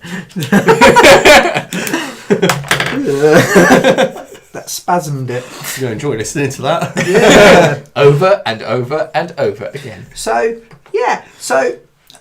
as I said, when in glass houses don't cast stones, and I'm sure people can tell us everything that's wrong with everything we've just done. Yeah. I mean, we are cheap. Yeah, well, we're doing this. What is our budget? We don't have a budget. We spend our own money on this. Yeah. I bought a White Dwarf for the first time in almost a decade. Yeah, and we didn't reimburse you for it. No, absolutely because we have no money. I might yet have to buy a Twitch subscription to listen back to the designer interview that we missed at 4:00. You should, because I have a job. You should just be able to listen to that. It should stay archived on Twitch for a while because our Critical Twits Twitch. Okay, Warhammer TV's page says you have to subscribe in order to listen to the back catalogue. Yeah. Really? Yeah. Well, they can suck a dick then, can't they? Maybe there's a free trial. In which case, if they've got fucking funding coming into it, then they should spend some of that money because that didn't feel up to the quality of most of the YouTube channels that I watch. They're using that money that's coming in to hire more people onto the community team, as we saw. Last had her first week. And live is rough and ready. Yeah. Live is different. But I mean, have shots of the accidentally of the whole hall as all the cameras knocked off. I mean, that's fine. That happens. Yeah, I watch a lot of. We'll do that over and over and over. I watch a lot of Netrunner videos, and there's a lot of live streamed Netrunner videos from tournaments, and you get people like the guys from Team Workcast, who are literally sat in the corridor outside the gaming room watching it and commentating live on what's going on. Yeah. And their knowledge and their passion and their enthusiasm and their ability to entertain the audience even when not a lot is going on is there. This didn't have any of that. And it just felt very stilted and awkward. And uninformed. They had to check the rule book on at least 2 occasions when I was paying attention. Yeah. And they're playing the second scenario and the third scenario in the book. They're not playing... Because you'd expect them to stage up in complexity. Yeah. And I'm not necessarily. I'm not talking about the players. I can understand the players checking the scenario for the particulars, like bits and pieces. The 2 people doing the commentating were checking the normal rule book for like, oh, something exciting's happened there, but it's for this, and I can't remember why that is. Do you want to just check the rules for me quickly? Yeah. Then silence as you can hear a book flicking through. Yeah. Oh, it's because of this. It's really epic. It's like. It's not anymore because you've just lost it all because you don't know the rules well enough to be able to explain them quickly and interestingly. It lacked the story for me. Yeah. There was one bit in one of the videos, a character passed out right next to a chasm. Yeah. They're not playing campaign rules because you go, what they said was this person's been bleeding out, now they have bled out, they took the model off. Yeah. It could have fallen down the pit. Come on, there was an elevator shaft there. Yeah. It was just begging for someone to crawl unrealisingly in pain, agony, and reach out for the bridge, miss it, plummet. That might be a difference in approach because we are. I would say our gaming group is primarily we're role playing gamers, and therefore when we've got things like the campaigns, we love the story. Yeah. Maybe the people watching are there for the rules. True. And that's fine. But when you're trying to engage people and get them interested in a game system, especially when you want them to pay another £17.50 for your campaign system. Yep. Yeah, jazz it up a bit. And bring the story into it. Yeah. The most story. Yeah, exactly. The most excited I've ever seen people in a Games Workshop store was when I was about 12, and one of the guys there was introducing me to Warhammer, and he was properly giving details and flavour to absolutely everything that happened. And it got people from outside the store coming in because they saw a group of gaggle of kids like laughing and pointing at things about some models on the table. Someone with their arms waving around. It got people excited, and they could have done that so easily as commentators. What we used to call the intro game experience, where it didn't really matter what dice you rolled and stuff. Now, for a game like that, they're going to want to have the correct rules. Yes. But describing things, remembering the names of the characters, because as Rob said earlier, all the characters are named. What's the name of the Goliath leader? Skullshank? Skullshank, yeah. They didn't remember that. No. So there was no kind of like, it was just the leader does this and that's quite bland. Whereas Skullshank, right, Skullshank's running forward, what's he going to do next? Oh, he swung it, and you can kind of make a thing of that. As Rob said, it's like, he's bled out and moved off the table. We're just saying, he's bled out and tried to get himself up, he slipped and fell down the chasm and he's taken off the table. Would have just made that little bit more interesting while still giving the rules of how things are happening and what's going on with it. Yeah. With a scream that Tamala has just plummeted to her doom somewhere in the Underhive, spiders will be feasting on her old dead corpse. Fucking hell. If you're listening, Games Workshop, give us all a job. It'd be good. We can come and be really critical about everything you do, but also twittish. So, I think that... Did we actually talk about the system? Well, we don't know. We don't know too much about it. We know they're doing alternative activations, which is amazing. Yes, because it's so much better because you don't have to sit there and play with yourself while your opponent moves all their models and shoots at you and you die. Yeah. What I didn't see during those videos, I mean, admittedly we were chatting away at the same time, was group activation. Yeah. And one of the things it mentions in the just hints at in the White Dwarf stuff was that leaders and champions can activate other models around them and take them all in one group. Yeah, that's interesting. So you get maybe a trio moving forward, all firing at the same other group. Follow me, lads, kind of. Something different, something I've not seen in any other action pointing system. The something closest that hadn't occurred to me when I looked at trying to do an action point system for Necromunda. Yeah. for old Necromunda as a personal hobby to try and bring it in, try and refresh it, get you guys into it. Thank you, Games Workshop, for at least trying to do it for us. Yeah. For me. The closest is things like Accomplice in Malifaux, where a model moves and then another one activates. Yeah, chain afterwards. activations. Chain activations, yeah. Yeah. Because this turns them into but a mini unit. that's still one after another, whereas this is sort of all moving. Yeah, because you could all go shooting. Because in theory, with a group activation, you could go. You've just got a fire team there. You've moved forward. And well, you can go. Everyone do this, and two guys could run off and beat someone up while the other guy does covering fire the other direction. Yeah. Whereas in a game like Malifaux, your chain reactions are normally limited to about 6 inches. At the end of your move, you need to be near someone else to kind of pass the baton on. So, whereas you could have your group of 3 run in 3 different directions, but do 3 really cool things. Yeah. So, but you can't then in react theory, to the other team as well. Yeah, so they're going to get loads of tactical activations at the end. And again, just talk about Malifaux because it uses a similar system, being out-activated, where you then save all your best models and your opponent doesn't get a chance to react. Yeah. And you can end up using that really good model twice before they get back to their good model. That sounds like it could be really interesting, but we didn't see it, so we're not 100% sure how it works. Yeah.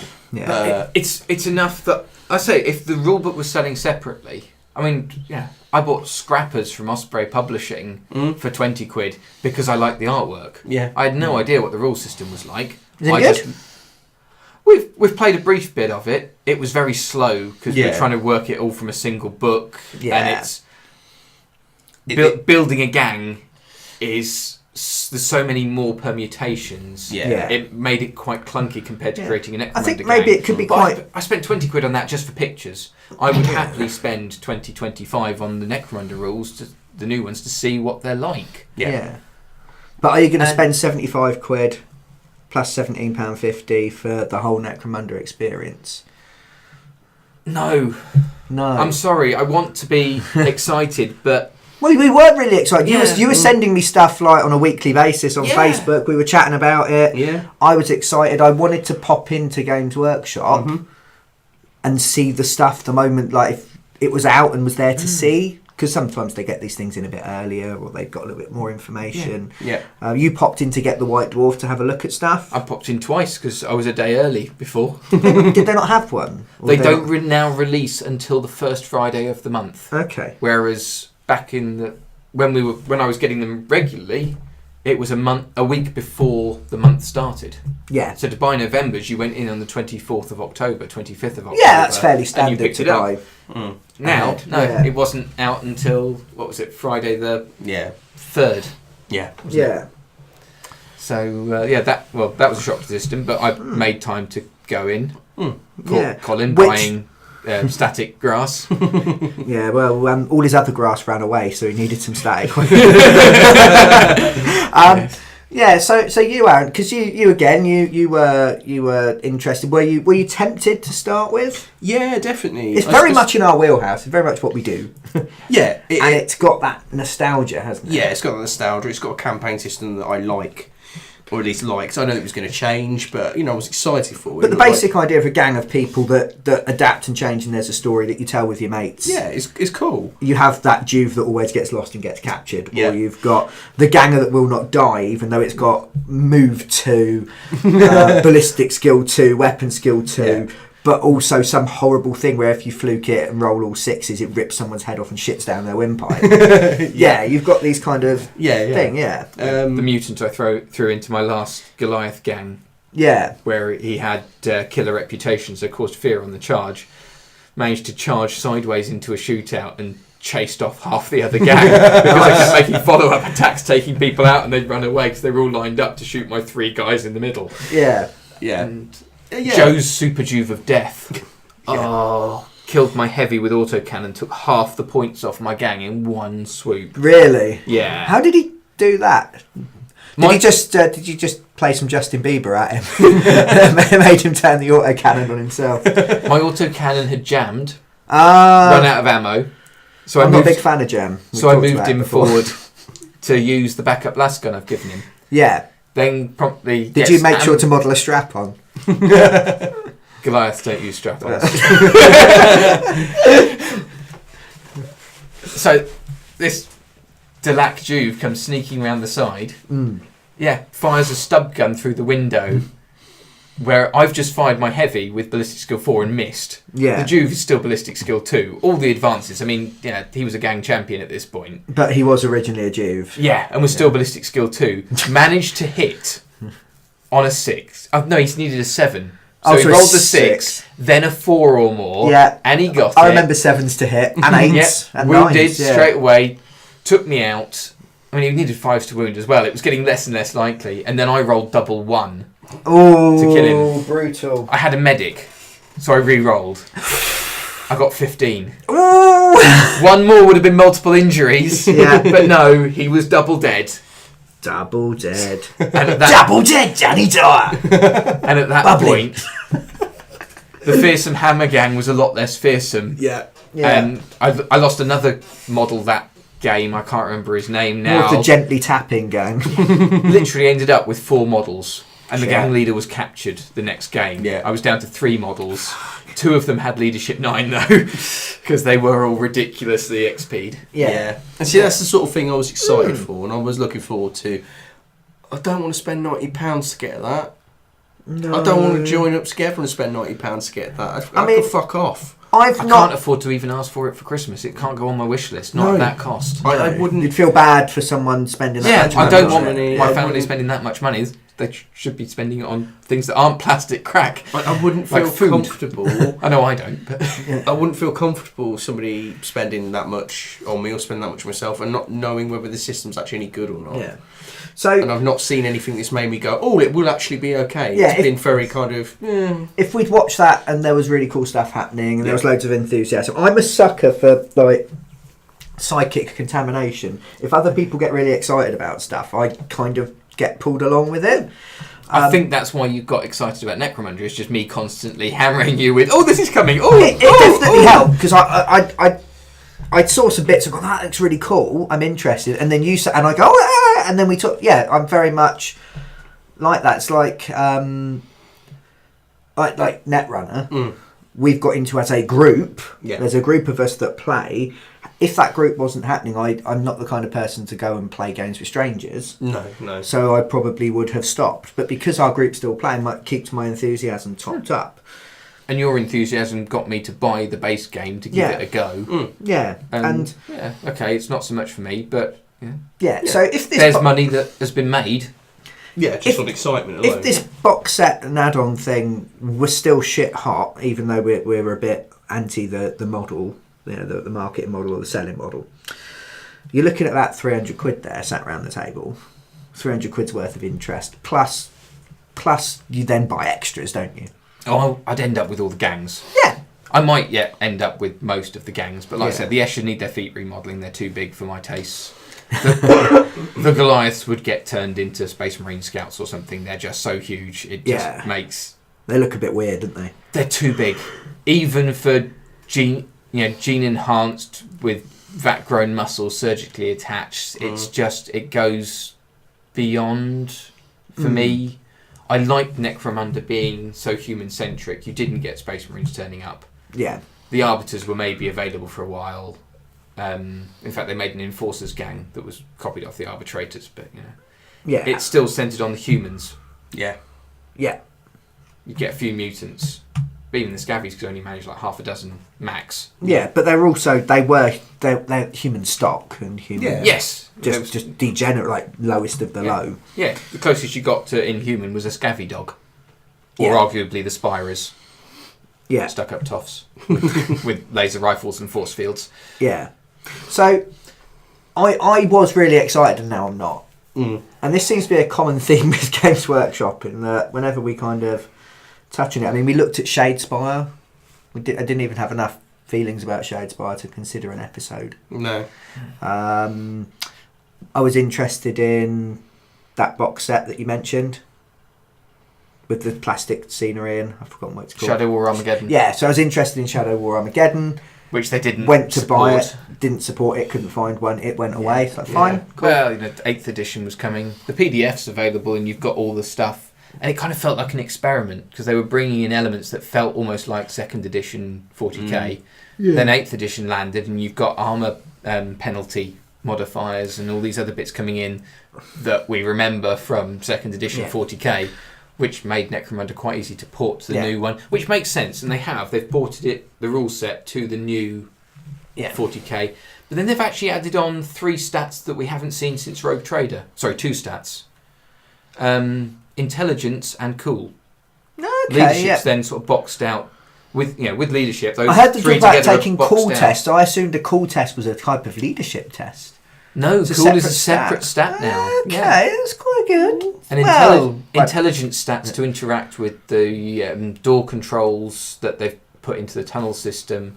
I don't think they'd have bothered if they'd gone straight to the 3D stuff. Yeah. But no, I said stats from Rogue Trader. They've gone back, looked through the history of 40k, and cherry picked from bits and pieces. Yeah. In the interview, Andy Hoare mentions that there's quite a lot of house rules from his gaming.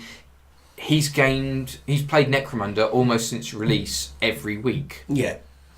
From what he says, I mean that it's designed by somebody who does love the system. I was really excited when he got the Specialist Games head, because I remember him being credited in the very first Necromunda campaign. His name's in the back of the Gorka Morka books for being in the campaign. Yeah.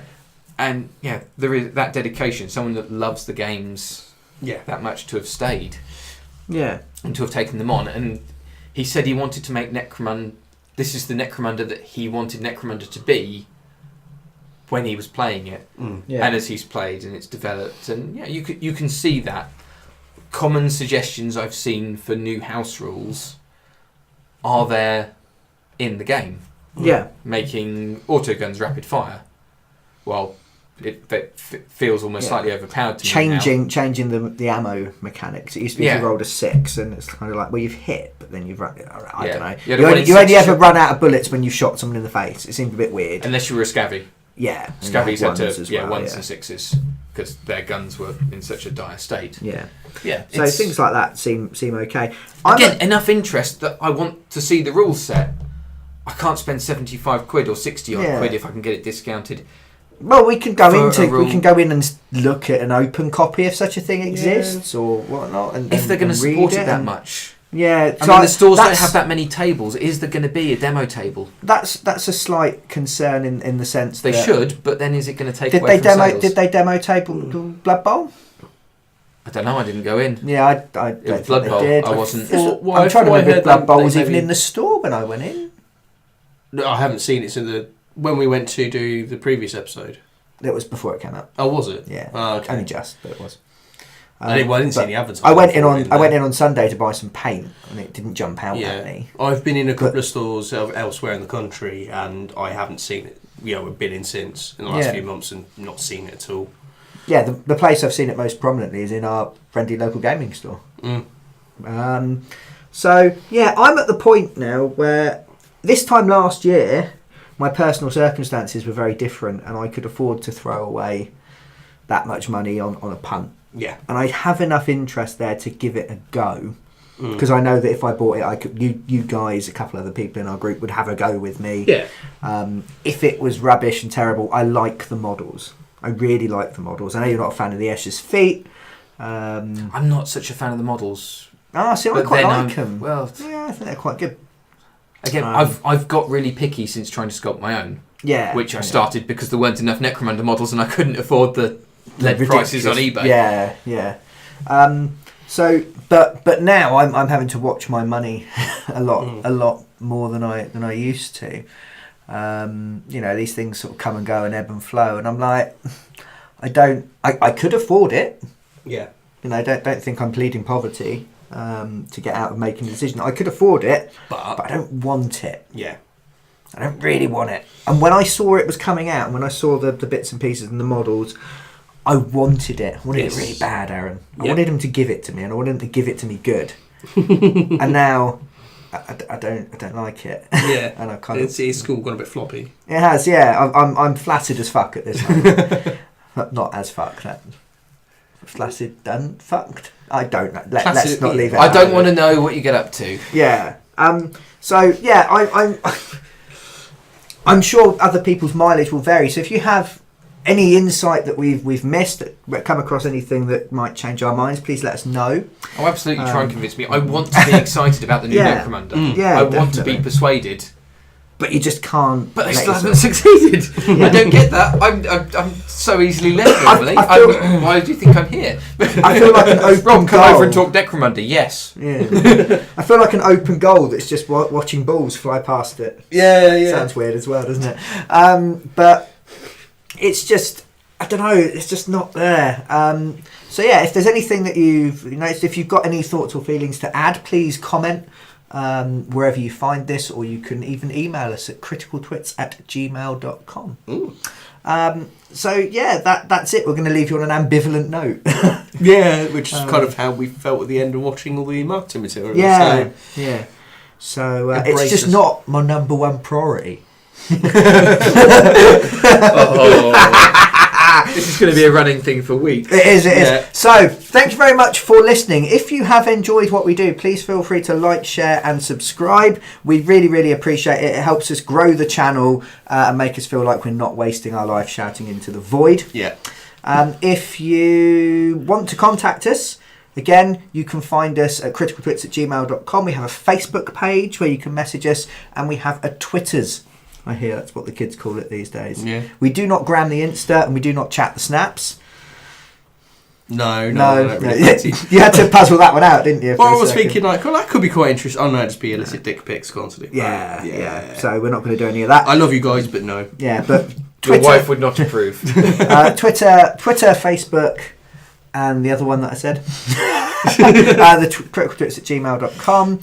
And hopefully we will catch you again soon. I've been Brian. I've been Aaron.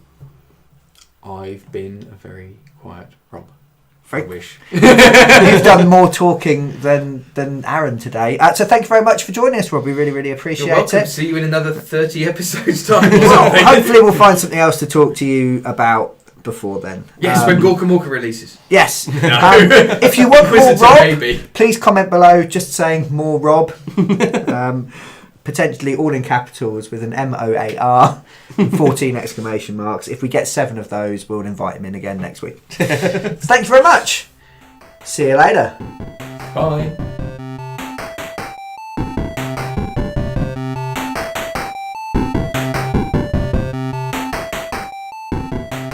Today we're going to be talking about Necromunda. Now, oh Jesus! That's what it makes me feel like. Let's be honest. So that's going at the end then. That bit. Can't burp in someone's ear 70 seconds into the podcast. We did it the other week. Yeah.